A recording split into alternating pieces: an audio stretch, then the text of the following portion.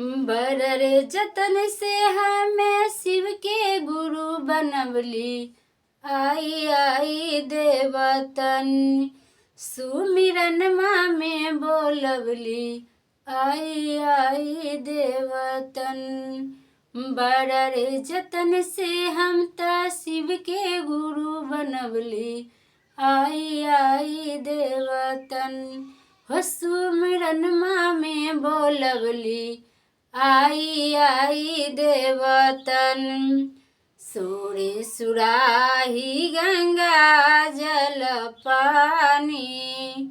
सोने सुराही गंगा जल पानी।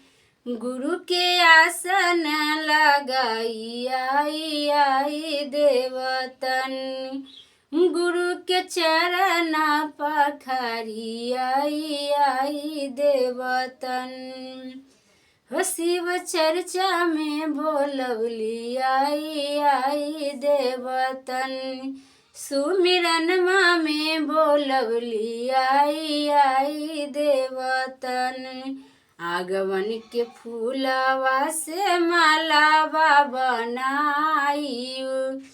आगमन के फूलवा से मालावा बनाईब। गुरु के मलबा हम पहनाईब। आई आई देवतन गुरु के मलबा हम पहनाईब। आई आई देवतन 56 भोग हमें थाली में सजाईब। 56 भोग हमें थाली में सजाईब।